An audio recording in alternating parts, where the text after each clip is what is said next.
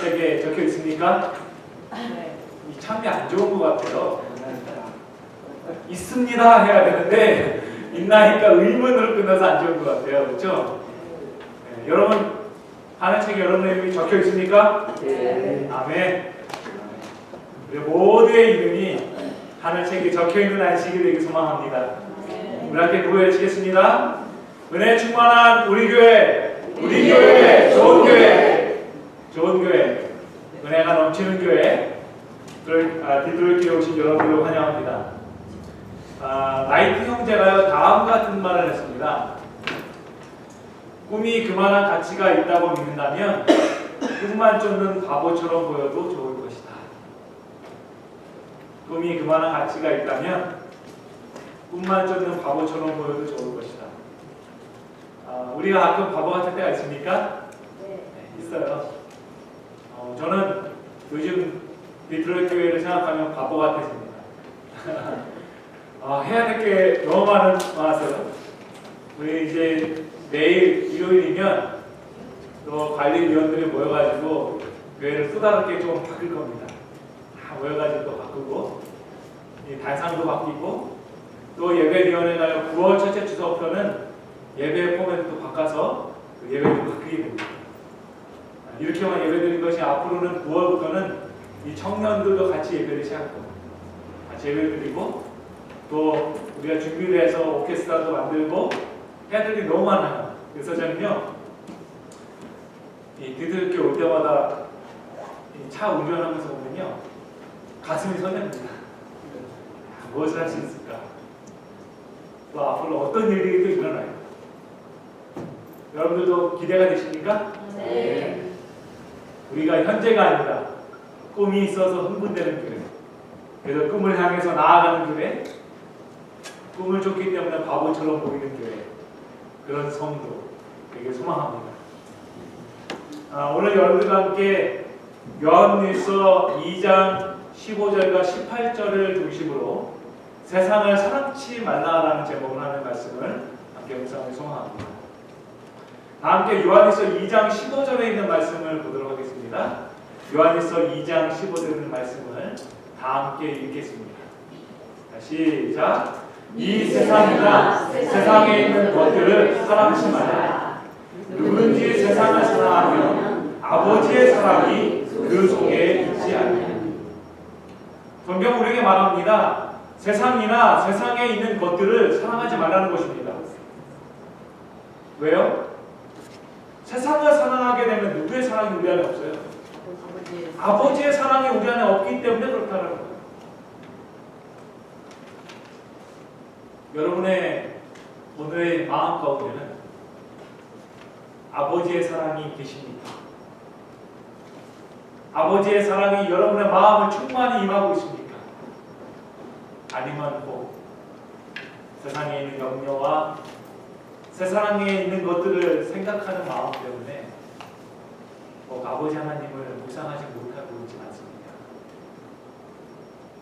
여러분 아버지를 사랑해야 합니다. 완전히 사랑해요. 근데 이 사랑을 잘못하게 되면은 큰일이 일어나요. 제가 얼마 전에 한국의 뉴스를 보다가 대성 이렇게 크게 웃었던 적이 있어요. 이게 뭐냐면 다음 같은 뉴스 내용이었어요. 새벽에 강도 때려잡은 아이 엄마, 이 엄마가 자다가 강도가 들어왔는데 때려잡은 것입니다. 그래서 기자가 가가지고요, 어떻게 해서 이 한 여인이 강도를 때려잡게 됐냐 그랬어요. 그랬더니 그 여인이 이렇게 대답했다고 합니다. 술 먹고 새벽에 들어오는 남편을 때려잡았어요. 제가 앞으로 잘해야겠다는 생각을 했습니다. 남편이 이제 이거 때리다 보니까 당황했던 것입니다. 잘못된 사랑을 하게 되면 이렇게 되는 거예요. 그렇죠? 요한일서에는 사랑에 대한 여러 가지 주제들이 나오는데요. 요한일서 1장은 하나님과 사귀라라고 얘기합니다. 그리고 2장에서는 세상을 사랑하지 말라라고 말합니다. 3장에서는 형제를 사랑하라고 말합니다. 4장에서는 사랑 안에 거하라고 말합니다. 5장에서는 믿음으로 승리하라고 얘기합니다. 여러분 1장부터 5장까지의 내용 가운데 사랑하지 말라는 내용은 몇 장이 있습니까? 바로 한 장이 2장에 있어요. 2장에서는 세상을 사랑하지 말라고 말합니다. 근데 저는요, 세상을 사랑하지 말라고 말하는 요한일서 2장의 내용이 사랑하지 말라는 내용이 아니라 아버지를 사랑하는 말로 들리는 것입니다. 요한일서 2장 17절은 계속해서 우리에게 말합니다. 이는 세상에 있는 모든 것이 육신의 정욕과 안목의 자랑과 이생의 자랑이니 다 아버지께로 쫓아온 것이 아니요 세상으로 쫓아온 것이다. 이 세상에 있는 모든 것들이 뭐예요? 육신의 정욕과 안목의 자랑과 이생의 자랑이라는 것입니다. 오늘날 세상을 한번 돌아보십시오. 이 세 가지의 것들로 이 세상이 지금 가득 차고 있습니다. 많은 방송들이 요즘 먹방이라고 아십니까? 먹는 것들에 집중되어 있습니다. 맛있는 것. 그래서 그 먹방을 1시간 내내 보는 사람들이 침을 꼴딱꼴딱하고 뭐예요? 좋은 음식점을 찾아다니는데 모든 시간을 소비하고 있다. 세상에 많은 사람들이 이 눈에 현혹되어 살아갑니다.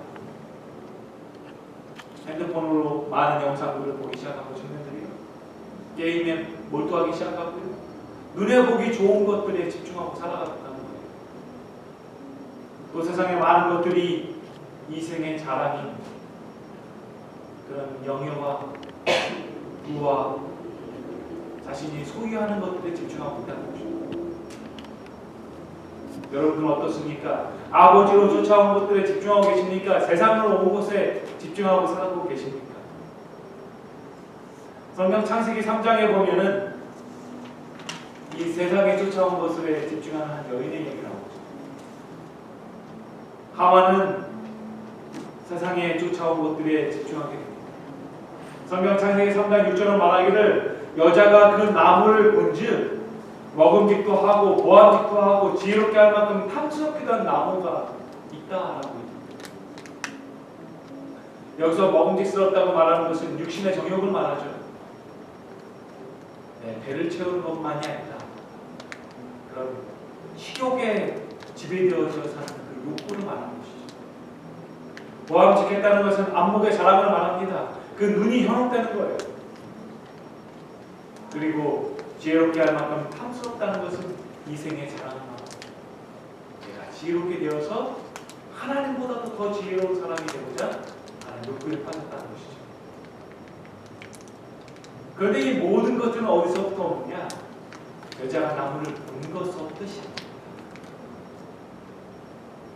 나무를 바라보면서 육신의 정욕에 빠지고 안목의 자랑에 빠지고 이생의 자랑에 빠지게 되는 것이죠. 그리고 결국 어떻게 됐어요? 탐스러운 열매를 먹고 남편이 아담에게도 먹고. 여기 마시멜로 효과라는 한 연구가 있습니다. 이 마시멜로 효과라는 것은요, 1960년대에 미국 스탠포드 대학의 심리학자인 월터 미셸이라는 사람이 동료 연구원들과 함께 한 실험을 했어요. 당시에 유치원 학생들을 데리고 어떤 조건을 내걸었냐면 이 마시멜로를 갖다 주고 15분 동안 먹지 않으면 너한테 하나의 더의 마시멜로를 줄게라고 했습니다. 그리고 그 방에서 빠져나갑니다. 아이들이 그때서부터 인내의 시간을 했습니다. 대부분의 아이들이 5분 동안 참았어요. 5분 동안 먹지 않고 딴청도 피우고 뭐 노래도 부르고 했습니다. 근데 5분이 딱 지난 다음에 아이들은 뭐 했냐면 먹기 시작했어요. 근데 이것을 먹는 아이들의 특징을 살펴보니까 어떤 특징이 있었냐면 대부분의 아이들이 첫 번째 뭐 했냐면 만졌다. 처음에 5분 동안은 최대한 참습니다. 보지 않으려고 노력하고요. 노래를 부르고 생각을 하지 않으려고 노력합니다. 그러다가요. 아이들이 만지기 시작합니다. 그래, 만지는 건데 뭐 어떨까? 손을 대기 시작해요. 근데 100이면 100. 그 마시멜로를 만져본 아이들은 그 마시멜로를 입으로 가져가는 게 있어요. 하와도요, 창세기 3장 3절을 보니까 동산 중앙에 있는 나무의 시간은 하나님의 말씀에 너희는 먹지도 말고 뭐하지도 말라고요. 만지지도 말라. 너희가 죽을까 하노라고 해요. 근데 하나님의 만지지 말라는 말을 하셨어요? 안 하셨어요? 안 하셨어요. 하나님은 먹지 말라고만 말씀하셨어요. 근데 왜 하와가 만지지 말라는 말을 갑자기 했을까요? 그녀의 마음 가운데 만져보고 싶은 마음이 든 것입니다. 선악과를 바라보고 그 선악과를 한번 만져봤으면 하는 생각이 든 것입니다. 그리고 뱀이요, 만져보자. 만져봐. 아무렇지 않아. 하와가 그것을 만지는 순간 어떻게 됐어요? 그냥 먹게 된 거죠. 화인 여사는 리뷰 헤럴드 1887년 6월 7일자에서 다음과 같이 얘기합니다. 언제나 세상 쪽으로 조금씩 더 가까이 나아가고 있는 사람들, 감정과 계획과 생각들이 더욱더 세상과 같이 되어가고 있는 사람들은 그들과 구주 사이에 여백을 남겨놓는다. 뭘 남겨놔요? 여백을. 이거죠. 만지는 게 뭐가 없겠어. 생각나는 거죠. 관여사는 계속해서 얘기하기를 사단은 이 빈틈으로 비집고 들어온다. 전하고 세속에 물든 이기적인 계획들이 그들의 경험과 섞여 짜여지게 된다. 여백을 남겨두는 순간 그 여백에 사단이 들어오는 것입니다. 여러분, 목사인 저도 죄를 지을까요? 안 지을까요? 지어요. 정말 죄송한데 지어요. 그래서 저도 매일 아침마다 하나님한테 기도해요. 죄를 지지 않게 해달라고. 매일 저녁마다 기도해요. 죄를 지어서 죄송합니다. 근데 제가 짓는 많은 죄 중에 보니까 늘 제가 남겨놓은 여백 때문에 생겨난 죄가 너무나 많다는 거예요. 이거 정도는 괜찮겠지. 저도 유튜브를 보게 됩니다. 처음에 유튜브를 보게 되면 좋은 목사님의 말씀들, 설교에 사용한 내용들을 막 검색하려고 하게 돼요. 근데 이 유튜브라는 게 너무나 기가 막힌 사단의 작품이에요. 유튜브가 제가 보고 싶은 장면만 보여주는 게 아니라 유튜브가 알아서 추천을 해줘요. 근데 처음 추천해주는 내용들은 다 뭐냐면 참 성스러운 것들, 좋은 목사님의 설교들, 좋은 예화들. 그런데 보다 보면 어느 순간 제 눈이 어디를 향하고 있냐면 재밌는 내용들에 현혹되기 시작합니다. 세상의 유머들에 현혹되기 시작하고 세상의 예능들을 바라보게 되고 드라마를 바라보게 되고 세상의 노래를 듣게 돼요. 처음에는 30분을 생각했지만 점점 시간이 지나면 1시간, 2시간 그 안에 몰두하고 있죠. 그러다 방문을 열고 저희 막내 예술이가 들어와요. 그러니까 아빠 뭐해? 그럼 제가 뭐 할까요? 화면을 갑자기 끄고 싶어요. 왜 화면을 끌까요? 제가 하나님의 말씀을 보고 하나님의 찬양을 듣고 있는데 애가 들어왔을 때 화면을 끌까요? 아니에요. 제가 만들어 놓은 여백 속에 제가 사단의 덫에 빠지고 싶어요. 여러분 어떻습니까? 우리의 삶 속에 사단이 비스코드로 틈을 두고 있지 않습니까? 우리의 신학 속에 긴 여백을 만들어놔서 하나님의 말씀이 아니라 나의 생각들과 사단의 생각들 그 안에 들어와있지 않습니까? 요한은 여백을 남기지 말라고 말합니다. 요한은 우리가 여백을 남기지 않는 유일한 방법 하나를 알려주는데 그것이 무엇이냐? 하나님 안에 거하라는 것입니다. 어디 안에 거해요? 하나님 안에 우리가 거하라는 것입니다. 요한일서 2장 28절을 우리에게 다음과 같이 말합니다. 자녀들아 이제 그 안에 거하라. 이는 주께서 나타내신 바 되면 그의 강림하실 때에 우리로 담대함으로 그 앞에서 부끄럽지 않게 하려 합니다. 요한은 말하기를 자녀들아 이제 누구 안에 거하는 것입니까? 주님 안에 거하는 것입니다. 그럼 너희가 부끄럽지 않다. 화인여사는 사인즈 1892년 4월 18절에서 말하기를 우리들이 그리스도 안에 있지 않으면 우리의 소유는 아무 가치가 없다. 우리가 그리스도 안에 있지 않으면 우리가 가진 이 모든 것들은 아무런 가치가 없다는 것입니다. 그럼 여러분 우리는 어떻게 해서 주님 안에 거할 수 있습니까? 주님의 안에 거한다는 것은 도대체 무엇을 말합니까? 요한일서 2장 5절 우리에게 다음과 같이 말합니다. 우리 함께 읽겠습니다. 시작. 누구든지 그의 말씀을 지키는 자는 하나님의 사랑이 참으로 그 속에서 온전케 되었으니 이로써 우리가 저 안에 있는 줄을 압니다. 우리가 그리스도 안에 있는 줄을 알게 되는 것은 뭐예요? 내가 하나님의 말씀을 읽고 지킴으로 말미암아서 나의 능력이 아니라 하나님의 능력으로 살아가게 되는 것입니다. 하나님의 말씀 우리 가운데 있어요. 그러면 내가 사랑하지 못하는 그 사람도 사랑하게 됩니까? 내가 미워했던 사람도 사랑하게 됩니까? 내가 시기하고 질투했던 사람도 사랑하게 될까요? 하는 거예요. 근데 왜 우리가 사랑하지 못할까요? 그 이유는 하나님의 말씀이 우리 가운데 없기 때문에 그렇죠. 하나님의 말씀이 우리 삶 속에서 실천되어져야 합니다. 그로 말미암아서 진정한 사랑이 우리의 삶 속에서 실천되어져야 합니다. 과인 여사는 가려고 옮기면 1권 218페이지 앞에 같이 말합니다. 사랑의 실천이 없이는 가장 고상한 신앙의 고백도 한간 위선이 되고 말 것이다. 내가 아무리 교회에 열심히 나오고 내가 아무리 하나님의 말씀을 열심히 읽어도 무엇이 없으면 안 돼요? 사랑의 실천이 없으면 안 돼요. 그리스도의 사랑이 우리 가운데 넘쳐나야 돼요.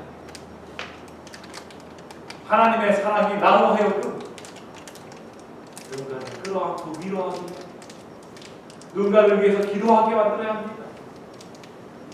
그런데 우리는 너무나 많이 사랑하기보다는 사랑받기로 합니다. 우리는 너무나 많이 위로하기보다는 위로받기로 합니다. 제가 책을 읽다가 참 재밌는 책을 한 권 발견했어요. 그 책 제목이 뭐냐면 세상에서 가장 가난한 대통령 무이카라는 제목의 책입니다. 이 무이카는 지금은 은퇴한 대통령인데요. 우루과이의 대통령입니다. 남미의 한 국가인 우루과이의 대통령이 되었는데 그가 대통령이 되기 전에 그는 정말로 세상에서는 알아주지 않는 그런 사람이었어요. 감옥에도 몇 번이나 갔다 왔고요. 그 다음에 사회활동을 한다는 제목으로 총도 6번이나 맞았어요. 근데 그가 대통령이 된 다음에 그는 정말로 세상의 대통령과는 다른 대통령인 것입니다. 많은 대통령들이 안전의 문제 때문인지 몰라도 어디에 살아요? 백악관에 살고 대통령 궁에 삽니다. 근데 그는 대통령 궁에 살지 않고 자기 집에 살아요. 그의 집이 아주 호화롭고 멋있기 때문에 사는 것이 아니라 그는 자신의 대통령 궁을 집이 없는 사람들을 위해서 나눠줍니다. 그는 자신의 받은 월급의 90%를 집이 없는 사람들을 위해서 기부합니다. 그러니까 이 책에서 다음같이 얘기합니다. 돈이 많은 사람은 사치스러운 삶을 살면서도 더 많은 것을 욕망합니다. 인생에서 중요한 것은 물질적 풍요가 아니라 삶을 누릴 수 있는 시간입니다. 많은 사람들이 사치스러운 삶을 살기 위해서 더 많은 노력을 하고 살아갑니다. 더 좋은 자동차와 더 좋은 집과 최신형 핸드폰을 갖기 위해서 노력하고 살아갑니다.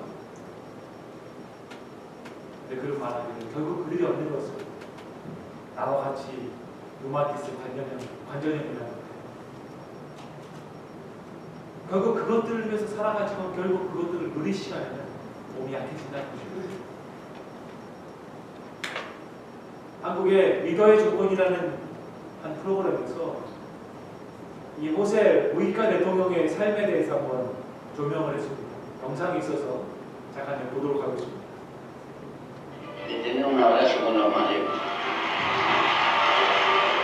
2010년 3월 우루과이의 대통령으로 취임한 호세 무이카.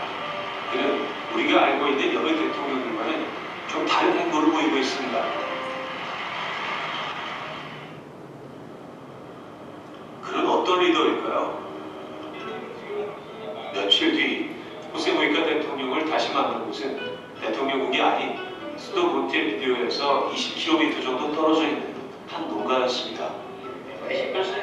그는 매일 이곳에서 출퇴근을 하고 있다고 합니다.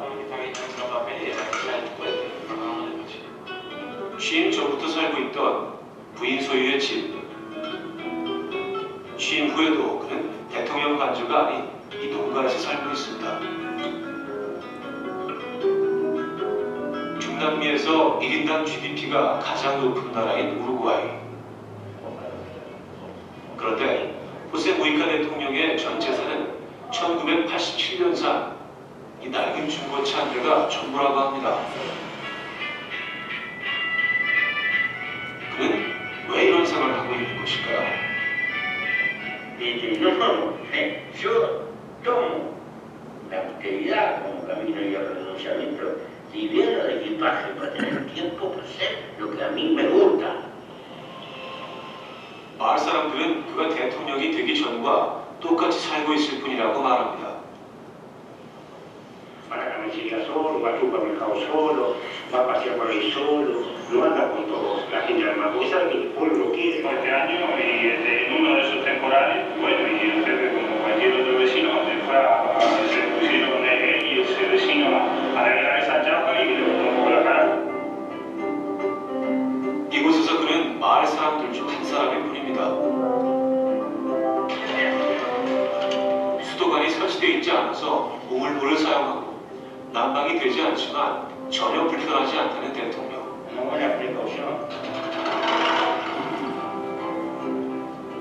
근무 시간 외에는 화초를 감고 밭을 일구며 시간을 보냅니다.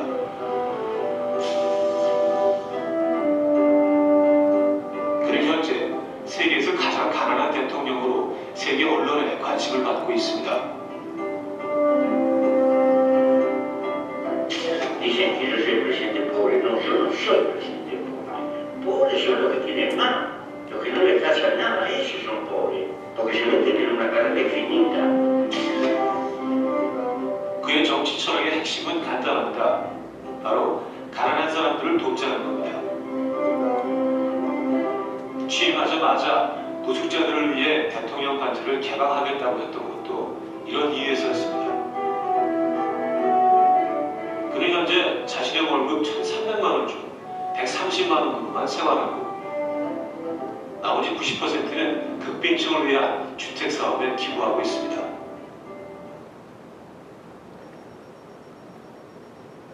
참 훌륭한 대통령이 더 왔으면 좋겠는데 제가 더 볼 시간이 없어가지고 나중에 한번 검색해 보시기 바랍니다. 그는 브라질의 한 회의석상에서 다음 같은 연설을 했다고 해요. 세상에 많은 사람들이 더 좋은 집과 더 좋은 차와 더 호화로운 삶을 위해서 자신의 시간을 소비하고 있다. 그러나 정작 그들은 가장 중요한 행복의 시간을 놓치고 있다. 그래서 그는 자신의 가질 것을 놓아버리고 세상을 사랑하고 행복하는 데 더 시간을 집중합니다. 여러분, 그가 가난한 집에 산다고 해서 불행한가요? 여러분, 그의 얼굴이 불행해 보입니까? 아니죠. 아주 행복해 보이죠. 그가 행복해 보이는 이유가 무엇일까를 바라보면 그는 사랑을 실천하기 때문에 그런 것입니다. 그는 더 많은 것을 소유하기보다는 더 많은 사랑을 하기 위해서 살아갑니다. 그렇기 때문에 그는 너무나 행복한 삶을 살아가죠. 요한일서 2장 17절은 우리에게 말합니다. 이 세상도 그 정욕도 지나가요. 이 세상도 지나갈 것입니다. 우리의 정욕도 다 지나갈 것입니다. 그러나 요한은 계속해서 말하기를 오직 하나님의 뜻을 행하는 이는 영원히 거합니다. 세상도 지나갈 것입니다. 우리의 육체도 약해질 것입니다. 우리가 갖고 있는 집도 언젠가는 허물어질 것입니다. 우리가 갖고 있는 자동차도 언젠가는 고장이 날 것입니다. 우리가 산 최신형의 핸드폰도 언젠가는 부영이 돼서 어딘가 사라질 것입니다. 그러나 오직 하나님의 뜻을 행하는 사람은 영원히 있습니다. 여러분, 없어질 것들을 위해서 사시겠습니까? 영원히 있을 것을 위해서 사시겠습니까? 여러분들은 없어질 것을 위해서 살고 계십니까? 영원히 있을 것을 위해서 살고 계십니까? 요한복음 15장 12절 우리가 말합니다.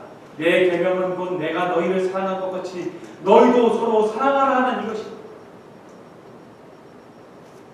사랑만이 영원히 있을 것입니다. 영원한 것을 꿈꾸는 성도가 되길 소망합니다. 그런 성도가 됩시다. 그런 교회가 되길 소망합니다. 얼마 전에 읽은 책 가운데 모리와 함께한 화요일이라는 책이 있어서 책 제목이 참 재미있어가지고 인터넷으로 이북을 구해서 읽었던 적이 있습니다. 근데 이 모리와 함께한 화요일이라는 책은요, 제목은 참 재밌어 보이는데 실제는 굉장히 어두운 책입니다. 이 책은 엘리자베스 길버트라는 사람이 쓴 책인데, 이 사람이 어느 날 대학교 때 은사를 찾아가게 됩니다. 갑자기 그 교수님 보고 싶어서 찾아가게 되는데 대학에 안 계신 거예요.